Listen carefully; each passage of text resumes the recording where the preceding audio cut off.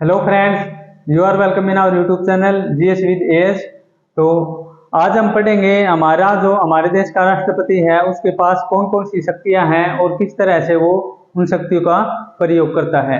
सबसे पहले हमें अपने माइंड में ये रखना है कि जो राष्ट्रपति है हमारे देश का नाम मात्र का ऐड होता है, नाम मात्र का ऐड है, या हम कह सकते हैं इसको और अच्छा हम शब्द यूज करें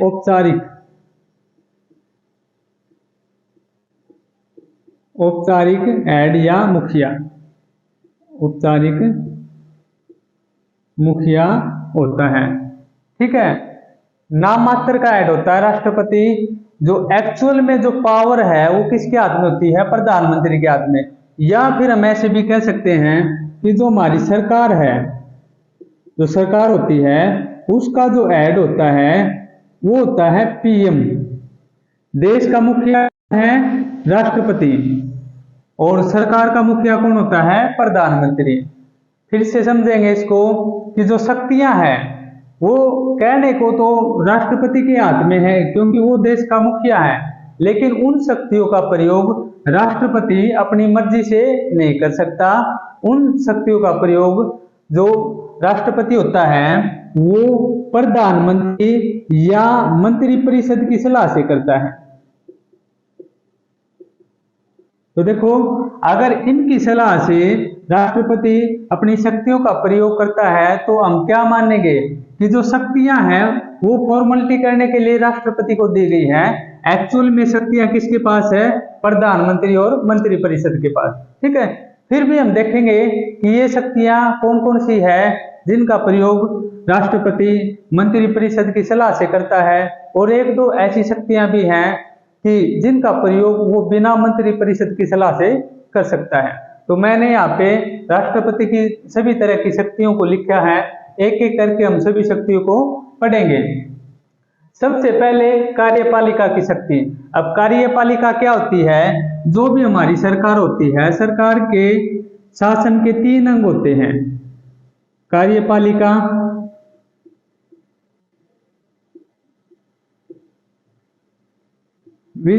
विधायिका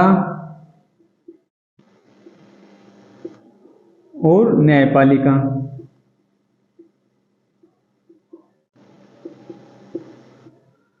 तो देखो, हमारे देश में जो कानून है, कानून किसके द्वारा बनाया जाता है? संसद के द्वारा। या हम कह सकते हैं कि कानून किसके द्वारा बनता है?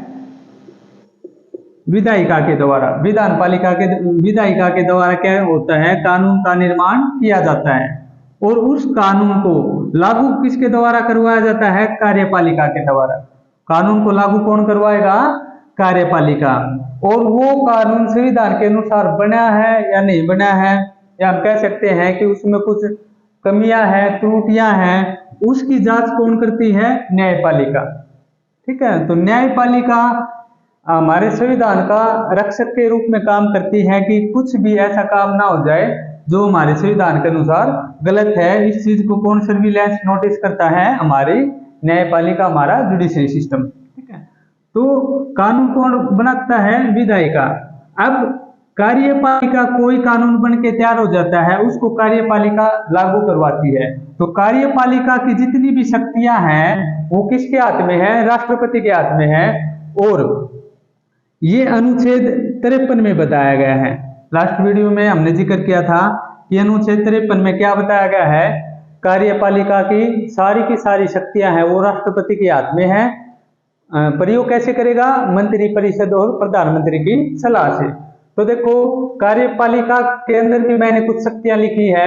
जैसे सबसे पहले नियुक्ति की शक्ति। जो राष्ट्रपति होता है उसके पास पावर ऑफ अपॉइंटमेंट होती है कि हमारे देश में जो बहुत ही ऊंचे पद हैं उनकी जो नियुक्ति है वो किसके द्वारा की जाती है? राष्ट्रपति के द्वारा की जाती है। तो सबसे पहले नियुक्ति की शक्ति। तो राष्ट्रपति किस किस की नियुक्ति करता है? राष्ट्रपति नियुक्ति करता है प्रधानमंत्री की। किसकी नियुक्ति करेगा?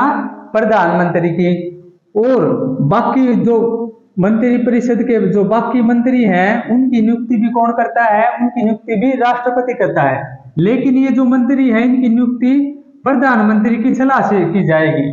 ठीक है, प्रधानमंत्री एक लिस्ट देगा ए बी सी इस तरह से कि भाई इन आदमियों को ये मंत्री बनाना है, आप इनकी नियुक्ति करो, तो राष्ट्रपति उनकी नियुक्ति कर देगा। तो एडवाइस सलाह किसकी चलती है? पीएम की। ठीक है, तो पीएम की नियुक्ति राष्ट्रपति करता है, बाकी की जो मंत्री हैं उनकी नियुक्ति प्रधानमंत्री के कहने के बाद राष्ट्रपति करता है। और किस किस की नियुक्ति करता है राष्ट्रपति? हमारे देश में जो सुप्रीम कोर्ट है, सुप्रीम कोर्ट और जो हाई कोर्ट के जज हैं उनकी नियुक्ति भी राष्ट्रपति के द्वारा की जाती है। जो चुनाव आयोग है, चुनाव आयोग इलेक्शन कमीशन बोलते हैं जिसको, उसका जो आयुक्त होता है उसकी नियुक्ति भी कौन करता है? उसकी नियुक्ति भी किसके द्वारा की जाती है? राष्ट्रपति के द्वारा की जाती है। और हमारे देश में जो कैग होता है, कैग की नियुक्ति भी किसके द्वारा की जाती है? राष्ट्रपति के द्वारा की जाती है। और हमारे देश के अंदर अन्य और महत्वपूर्ण जो पद है, जैसे कि यूपीएससी का अध्यक्ष है, बाकी और भी बहुत सारे पद हैं जिनकी नियुक्ति किसके द्वारा की जाती है? राष्ट्रपति के द्वारा। तो राष्ट्रपति के पास एक ये है कि नियुक्ति की शक्ति है, राष्ट्रपति के पास कौन सी शक्ति है? नियुक्ति की। लेकिन ये शक्ति प्रयोग कैसे करेगा? मंत्रिपरिषद की सलाह पे।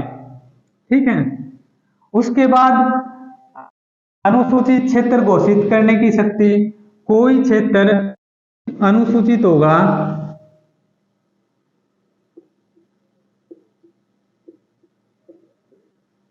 कोई हमारे देश में कोई भी रीजन, कोई क्षेत्र अनुसूचित होगा, इसको डिक्लेयर कौन करता है? राष्ट्रपति।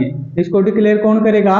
राष्ट्रपति। की हमारे देश में कोई भी क्षेत्र अनुसूचित है या नहीं है, इसकी डिक्लेरेशन होती है राष्ट्रपति के द्वारा। तो राष्ट्रपति के पास एक ये शक्ति भी होती है कि किसी भी क्षेत्र को वो अनुसूचित घोषित करेगा। उसके बाद SC ST OBC। हमारे देश में बहुत सारी जातियां हैं, 4000 से ज्यादा जातियां हमारे देश में। तो 3000 के और 3500 के बीच में हमारे देश में अनुसूचित पिछड़ी जातियां हैं। तो ये जाति किस व्यक्ति को पिछड़ी जाति में शामिल किया जाएगा? उसके लिए एक टीम होती है, उसको बोला जाता है आयोग। क्या बोला जाता है? आयोग। आयोग डिसाइड करेगा कि कौन किसकी जाति SC में है, कौन ST में है और कौन OBC में है। ये डिसाइड कौन करता है? अनुसूचित जाति आयोग। तो ये जो आयोग है इसकी नियुक्ति भी किसके द्वारा की जाती है? इसकी नियुक्ति भी राष्ट्रपति के द्वारा की जाती है। उसके बाद जो अगली शक्ति है वो क्या है? यूटी प्रशासन। जो हमारे यूटी क्या होता है? यूटी है यूनियन टेरिटरी, केंद्र शासित प्रदेश। केंद्र शासित प्रदेश। अब केंद्र शासित प्रदेशों पे जो राज होता है वो केंद्र सरकार का होता है। किसका होता है? केंद्र सरकार का। और केंद्र सरकार राष्ट्रपति के जरिए, राष्ट्रपति प्रत्यक्ष रूप से वहां पे एक लेफ्टिनेंट गवर्नर नियुक्त किया जाता है प्रधानमंत्री के कहने पर। कौन नियुक्त किया जाता है?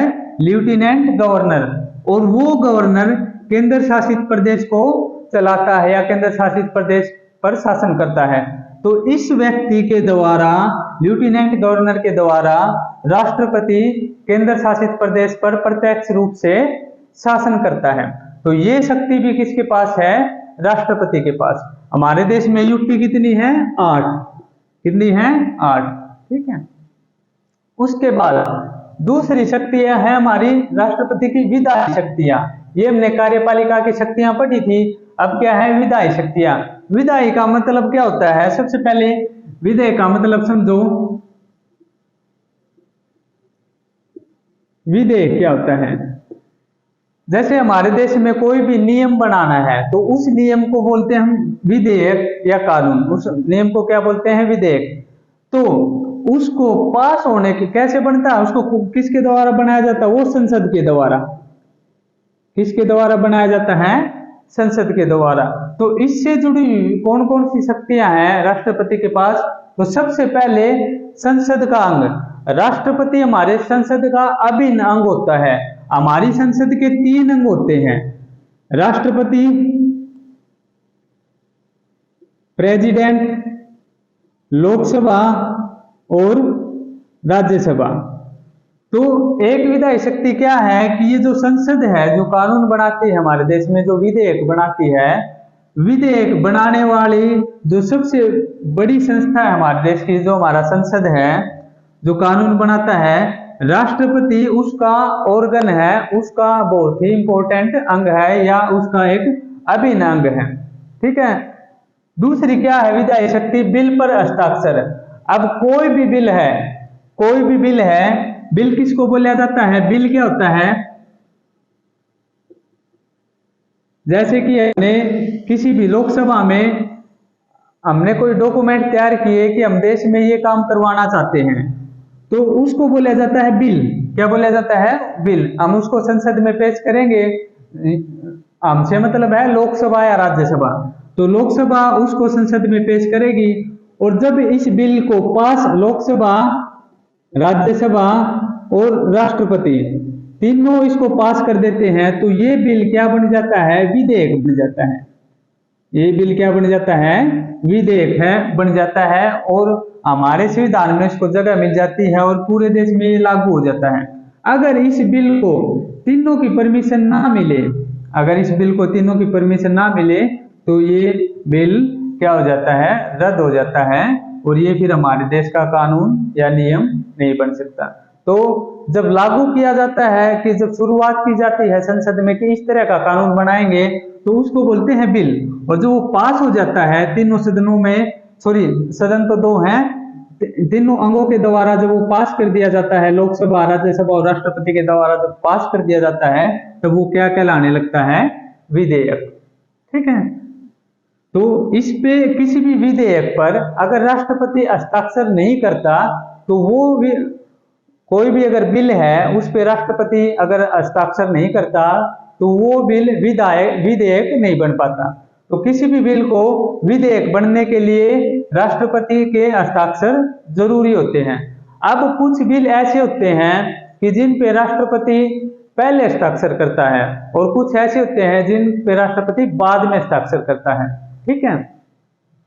अब नेक्स्ट क्या शक्ति है राष्ट्रपति की? अध्यादेश जारी करने की शक्ति। अध्यादेश क्या होता है? ये अनुच्छेद 123 में बताया गया है। ठीक है। अब देखो क्या होता है ये कानून, फिर से वहीं पे आओ, कानून कैसे बनता है हमारे देश में? लोकसभा में, राज्यसभा में और प्रेसिडेंट। अब जब किसी भी बिल को ये तीनों पास कर देते हैं, तब वो बिल पास माना जाता है और तब वो क्या बन जाता है? विधेयक बन जाता है। लेकिन अगर बाई चांस ऐसी हालात है देश में कि जो संसद है हमारी, उसका जो ये सदन है ये भी काम नहीं कर पा रहा, राज्यसभा है वो भी काम नहीं कर पा रही, उस केस में क्या होता है कि राष्ट्रपति अकेला ही किसी बिल को विधेयक बना सकता है। अकेला ही किसी बिल को क्या बना सकता है? विधेयक, या किसी बिल को अकेला ही पास कर सकता है। ठीक है। तो ये जो शक्ति है राष्ट्रपति की, इसको बोलते हैं अध्यादेश जारी करने की शक्ति। इसको क्या बोलते हैं? अध्यादेश जारी करने की शक्ति। लेकिन एक बात याद रखना कि ऐसा नहीं है कि राष्ट्रपति ने ऐसे माहौल में कोई कानून विधेयक बनाया वो हमेशा के लिए बना रहेगा। जब तक ये लोकसभा और राज्यसभा जब तक फिर से शुरू नहीं हो जाती, तब उसके 6 महीने बाद तक रह सकता है। ठीक है। जैसे कि एग्जाम्पल के लिए समझो, राष्ट्रपति ने आज कोई विधेयक पास किया, ठीक है, अकेले ने ही इस अनुच्छेद का प्रयोग करके अकेले ही कोई विधेयक पास कर दिया, और 3 महीने के बाद लोकसभा फिर से चलने लग जाती है। अब लोकसभा में क्या हुआ, उस विधेयक को ये माना कि भी ये विधेयक सही नहीं है, हम इसको बदलेंगे। तो ये विधेयक लोकसभा के चलने के 6 महीने बाद तक रह सकता है, उसके बाद ये खत्म हो जाएगा, फिर लोकसभा फिर से अपना विधेयक बना सकती है दूसरा। ठीक है, तो ये विधेयक कब तक रह सकता है? लोकसभा के बनने के 6 महीने बाद तक, हमेशा के लिए नहीं रहता ये। अब ये थी राष्ट्रपति की अध्यादेश जारी की शक्ति। उसके बाद संसद को संबोधित करने की शक्ति। हर साल या 5 साल में लोकसभा का चुनाव होता है, तो लोकसभा के चुनाव के बाद जो पहला भाषण दिया जाता है, संबोधन किया जाता है, वो राष्ट्रपति के द्वारा किया जाता है।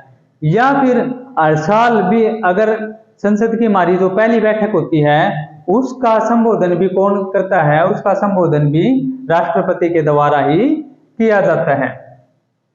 अगली शक्ति क्या है? लोकसभा भंग करने की शक्ति। तो लोकसभा का कार्यकाल होता है 5 साल का। कितना कार्यकाल होता है इसका? 5 साल का। 5 साल के बाद इसको डिजोल्व कर दिया जाता है, भंग कर दिया जाता है। और भंग करने की शक्ति भी किसके पास है? राष्ट्रपति के पास। हाँ, ये हम जितनी भी ये शक्तियां हैं, इनका जिक्र हम कर रहे हैं, ये सब प्रधानमंत्री और मंत्रिपरिषद की सलाह पे राष्ट्रपति प्रयोग करेगा, अपनी मर्जी से नहीं कर सकता इनका प्रयोग। उसके बाद अगली शक्ति है ज्वाइंट सीटिंग की। ज्वाइंट सीटिंग का मतलब क्या है कि जैसे लोकसभा और राज्यसभा, इन दोनों के बीच में मतभेद हो जाता है। क्या हो जाता है? मतभेद। इनकी नॉर्मल केस में क्या होता है कि लोकसभा की अलग मीटिंग होती है और राज्यसभा की अलग मीटिंग होती है। लेकिन जब इसमें मतभेद हो जाता है कि दोनों की, जब मतभेद हो जाता है तो दोनों की मीटिंग एक साथ बुलाई जा सकती है। क्या होती है? दोनों की मीटिंग एक साथ हो सकती है, और इस मीटिंग को बोलते हैं हम ज्वाइंट सीटिंग। क्या बोलते हैं? Joint sitting. ये अनुच्छेद 108 में बताया गया है कि राष्ट्रपति संयुक्त बैठक, हिंदी में बोलते हैं इसको संयुक्त बैठक। क्या बोलते हैं? संयुक्त बैठक। तो राष्ट्रपति लोकसभा और राज्यसभा की संयुक्त बैठक को बुला सकता है। बुलाने की शक्ति है उसके पास। लेकिन जब ये लोकसभा और राज्यसभा की संयुक्त बैठक चलने लग जाती है, उस टाइम पे उसका अध्यक्ष हेड कौन होता है? उस टाइम पे लोकसभा का जो स्पीकर होता है वो उसका अध्यक्ष होता है। ठीक है, बुलाता है राष्ट्रपति, लेकिन उस बैठक को लीड कौन करेगा? उसको लोकसभा का स्पीकर लीड करता है। ये बात याद रखना। तो ज्वाइंट सीटिंग हमारे अनुच्छेद 108 में बताई गई है, और ये प्रावधान हमने ऑस्ट्रेलिया के संविधान से लिया है। ठीक है, उसके बाद अब ये हमारी विधायी शक्तियां कंप्लीट होगी। उसके बाद सैन्य शक्तियां कौन कौन सी हैं हमारे राष्ट्रपति के पास? तो हमारे राष्ट्रपति के पास 2 तरह की सैन्य शक्तियां हैं। एक तो जो हमारी सेनाएं हैं, जो हमारी एयरफोर्स है, नेवी है और आर्मी है। इन तीनों सेनाओं का जो सेनापति होता है, जो अध्यक्ष होता है, प्रमुख सेनापति होता है, वो होता है राष्ट्रपति। ठीक है, और राष्ट्रपति कहां बैठता है? दिल्ली में। तो दिल्ली से ऑर्डर पास होके जाता है इनके पास, तब ये कार्रवाई करते हैं। तो जो सबसे बड़ा ऑर्डर जारी किया जाता है किसके द्वारा किया जाता है? राष्ट्रपति के पास, क्योंकि राष्ट्रपति इनका मेन कमांडर है। हाँ, ये इनको ऑर्डर कर देगा पीएम के कहने पे या मंत्रिपरिषद के कहने पर। ठीक है, तो राष्ट्रपति क्या होता है? तीनों सेनाओं का अध्यक्ष होता है। उसके बाद अगर हमें किसी देश के साथ युद्ध करना है, जैसे हमें पाकिस्तान के साथ युद्ध करना है, तो युद्ध की घोषणा और युद्ध को खत्म करना, युद्ध विराम और युद्ध की घोषणा भी किसके द्वारा की जाती है? राष्ट्रपति के द्वारा की जाती है। तो ये कुछ राष्ट्रपति के पास हमारे कुछ सैन्य शक्तियां होती हैं, लेकिन सबका प्रयोग वो प्रधानमंत्री और मंत्रिपरिषद की सलाह से ही करता है। उसके बाद यहाँ पे मैंने लिखी है वित्तीय शक्तियां। वित्तीय शक्तियां क्या है कि राष्ट्रपति, वित्तीय से मतलब है पैसों से जुड़ी हुई शक्तियां, कि जो हमारे अर्थ से जुड़ी जो शक्तियां हैं वो कौन कौन सी है? तो सबसे पहले विधेयक पर हस्ताक्षर। हमारा जो राष्ट्रपति है वो जो हमारा मनी बिल होता है,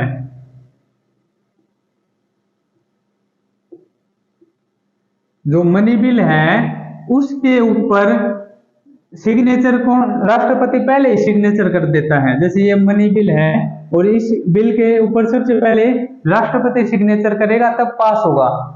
तो मैंने बताया था ना, कुछ ऐसे विधेयक होते हैं, बिल होते हैं जिन पे राष्ट्रपति पहले सिग्नेचर करता है, कुछ ऐसे होते हैं जिन पे बाद में करता है।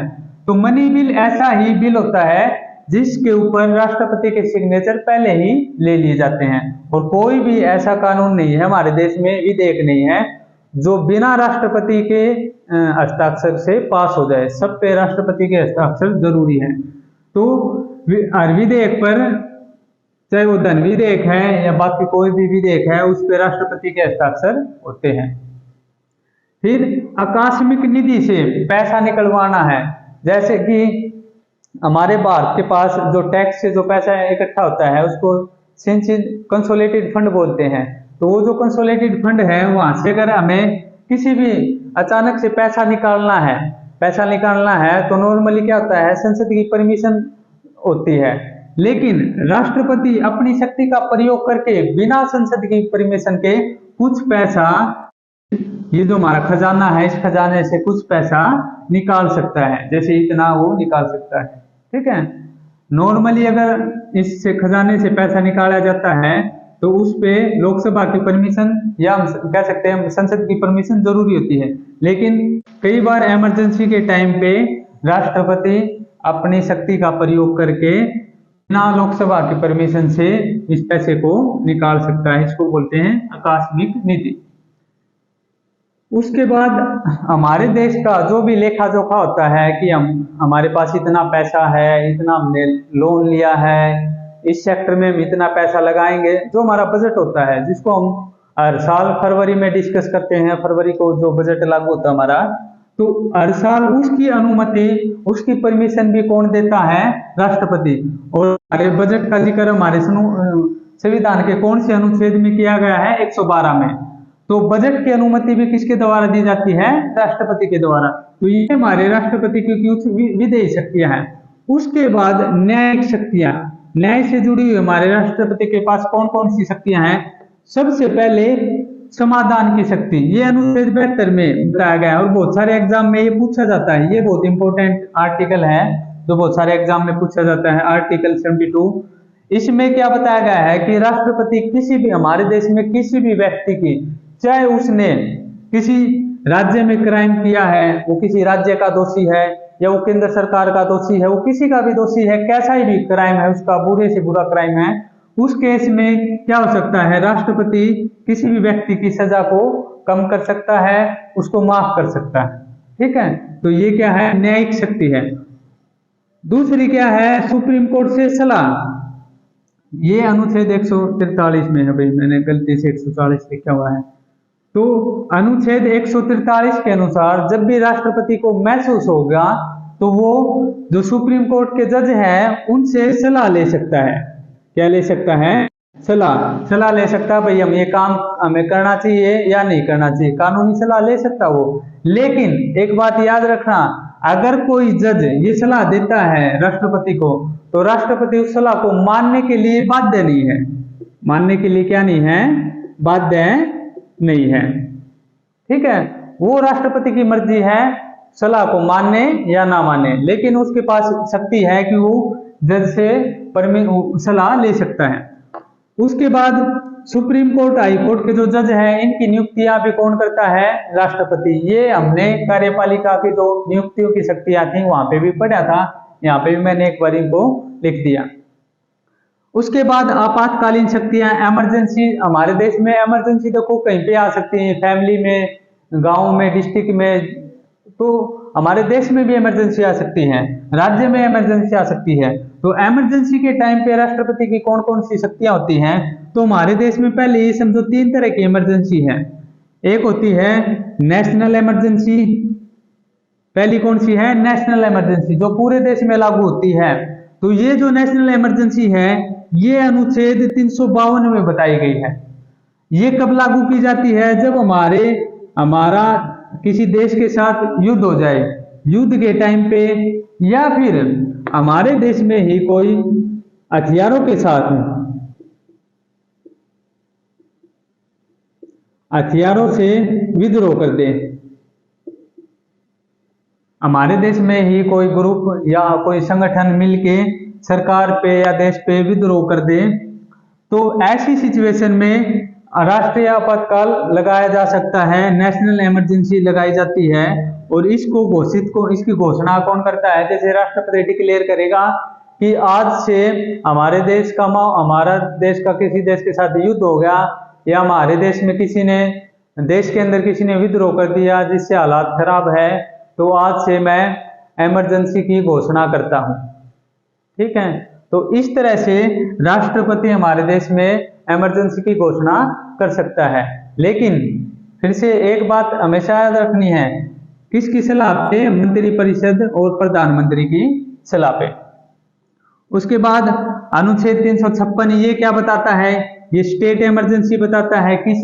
अगर किसी राज्य में जो हमारी विधानसभा होती है या राज्य की शासन प्रणाली फेल हो जाती है, उस टाइम पे उस स्टेट को केंद्र सरकार है अपने कंट्रोल में ले लेती है। इसको बोलते हैं हम स्टेट इमरजेंसी। क्या बोलते हैं? स्टेट इमरजेंसी या प्रेसिडेंट रूल। तो ये भी कौन डिक्लेयर करता है? ये भी प्रेसिडेंट डिक्लेयर करता है। एक बात आपको बतानी है कमेंट करके कि हमारे देश में जो नेशनल इमरजेंसी है वो 3 बार लागू हुई है। आपको बताना है कब कब लागू हुई है। उसके बाद अनुच्छेद 360 में क्या बताया गया है कि हमारे देश में वित्तीय इमरजेंसी भी, जो फाइनेंशियल इमरजेंसी है, वित्तीय आपातकाल, कि हमारे देश में महंगाई बढ़ गई, पैसे की कमी होगी, उस टाइम पे वित्तीय आपातकाल लागू हो सकता है। वित्तीय आपातकाल में क्या होता है कि सरकार जो उसके कर्मचारी हैं उनकी तनख्वाह कम कर सकती है, 10 दिन की तनख्वाह काट सकती है, महीने की काट सकती है और रोक सकती है, वो सरकार के ऊपर है। लेकिन ये आज तक हमारे देश में कभी भी लागू नहीं हुआ है। उसके बाद राष्ट्रपति की शक्तियां हैं, वीटो की शक्तियां। वीटो में वैसे तो 4 तरह की वीटो होती हैं, लेकिन मैंने सिर्फ यहाँ पे पॉकेट वीटो लिखी है जो बहुत इंपॉर्टेंट है। इसमें क्या होता है, जैसे कि कोई भी कानून है, कोई भी बिल है, वो या तो लोकसभा में शुरू होगा या फिर राज्यसभा में होगा। तो अगर लोकसभा में शुरू होता है, मतलब पहले लोकसभा में वो लाया जाता है, पहले लोकसभा में पास होगा, फिर राज्यसभा में पास होगा, फिर राष्ट्रपति के हस्ताक्षर के लिए वो जाता है और राष्ट्रपति हस्ताक्षर करेगा, फिर वो बिल पास हो जाएगा। लेकिन राष्ट्रपति उस बिल को सिग्नेचर करके कितने दिन में वापस देगा, इसकी कोई टाइम लिमिट नहीं है। तो राष्ट्रपति उस बिल को अपने पास रख सकता। अगर राष्ट्रपति को ये लगता ना कि ये बिल ठीक नहीं है, मुझे ठीक नहीं लग रहा, तो राष्ट्रपति उस बिल को अपने पास रख सकता, अपनी पॉकेट में रख लेगा और वो बिल अनलिमिटेड टाइम तक, अनिश्चित काल तक उसके पास रह सकता है और वो बिल फिर अपने आप खत्म हो जाएगा। तो इसको क्या बोलते हैं? वो बिल विधेयक नहीं बन पाता और क्या होता है कि वो फेल हो जाता है, रद्द हो जाता है। तो इसको बोलते हैं पॉकेट वीटो। ये हमारे देश के एक राष्ट्रपति थे, ज्ञानी जैल सिंह।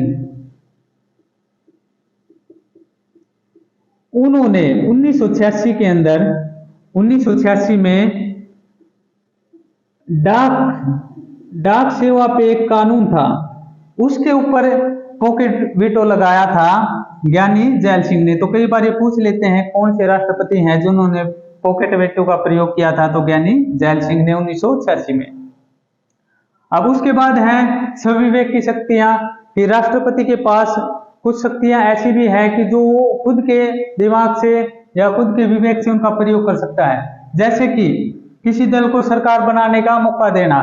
तो हमारे देश के संविधान में नॉर्मली क्या है कि जिसकी पार्टी के पास ज्यादा सीटें हैं वो सरकार बना लेती है। लेकिन कई बार ऐसा होता है किसी भी पार्टी को बहुमत नहीं मिल पाता।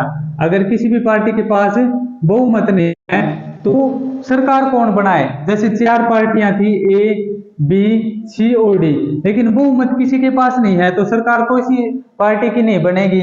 उस केस में राष्ट्रपति किसी को भी मौका दे सकता है कि भाई मैं आपको कुछ दिन का मौका देता हूं, आप किसी के एमपी है उनको अपनी पार्टी में मिलाओ, एमएलए है उनको अपनी पार्टी में मिलाओ, कुछ भी करके आपको मैं मौका देता हूं, आप इतने दिन में सरकार बना सकते हो। तो इन चारों में से किसी भी पार्टी को राष्ट्रपति मौका दे सकता है सरकार बनाने का।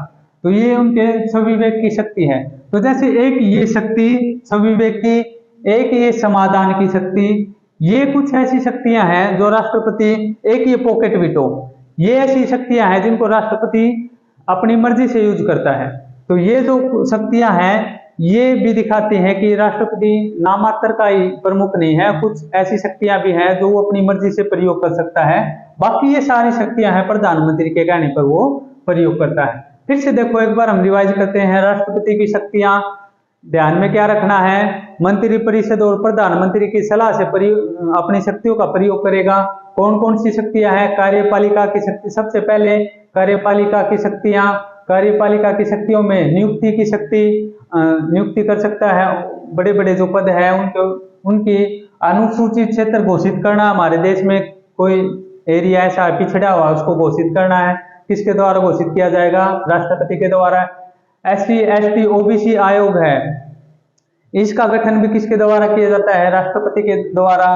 केंद्र शासित प्रदेशों में सरकार चलाई जाती है राष्ट्रपति के द्वारा वाया लेफ्टिनेंट गवर्नर। उसके बाद विधायी शक्तियां हैं, विधायी शक्तियां कौन कौन सी है, राष्ट्रपति संसद का अभिन्न अंग होता है, किसी भी बिल पे उसके हस्ताक्षर जरूरी होते हैं, वो अध्यादेश जारी कर सकते हैं, संसद को हर साल संसद को पहले संबोधित करता है। जब लोकसभा नई लोकसभा बन के आती है तब भी पहला भाषण राष्ट्रपति देता है। लोकसभा को भंग कौन करता है, राष्ट्रपति करता है। ज्वाइंट सीटिंग कौन बुलाता है, राष्ट्रपति बुलाता है।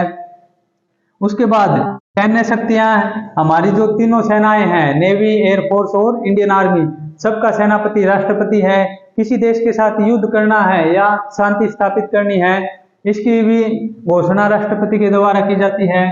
यहाँ पे वित्तीय शक्तियां हैं, पैसों से जुड़ी हुई धन विधेयक पर राष्ट्रपति के हस्ताक्षर होते हैं। आकस्मिक निधि है, उससे अगर पैसा निकालना है तो भी राष्ट्रपति की परमिशन, मतलब राष्ट्रपति निकाल सकता है उसको। बजट की अनुमति भी किसके द्वारा दी जाती है, राष्ट्रपति के द्वारा।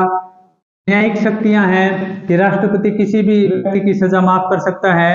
जरूरत पड़ने पर सुप्रीम कोर्ट के जो चीफ जस्टिस हैं उनसे सलाह ले सकता है। सुप्रीम कोर्ट और हाई कोर्ट के जजों की नियुक्ति राष्ट्रपति के द्वारा की जाती है। ये न्यायिक शक्तियां हैं। उसके बाद हमारी जब इमरजेंसी होती है हमारे देश, उस टाइम पे राष्ट्रपति की क्या क्या शक्तियां हैं। तीनों तरह की ये जो इमरजेंसी है ये घोषित राष्ट्रपति के द्वारा की जाती है। नेशनल इमरजेंसी, स्टेट इमरजेंसी और फाइनेंशियल इमरजेंसी। तो डिक्लेयर कौन करता है इनको, राष्ट्रपति। और बंद भी किसके द्वारा की जाती है, राष्ट्रपति के द्वारा। वीटो शक्ति है राष्ट्रपति के पास। वैसे 4 तरह की, मैंने यहाँ पे एक लिखी है, पॉकेट वीटो इंपॉर्टेंट है ये। पॉकेट वीटो का प्रयोग राष्ट्रपति कर सकता है। स्वविवेक की शक्ति, यहाँ पे किसी भी दल को सरकार बनाने का मौका राष्ट्रपति दे सकता है। तो इस प्रकार से हमने राष्ट्रपति की शक्तियां पढ़ी। नेक्स्ट वीडियो में हम राष्ट्रपति से जुड़े हुए कुछ तथ्य हैं कि पहला राष्ट्रपति कौन था, हमारा सबसे लंबे टाइम का राष्ट्रपति कौन था, तो इस तरह की बातों को हम डिस्कस करेंगे। Thank you.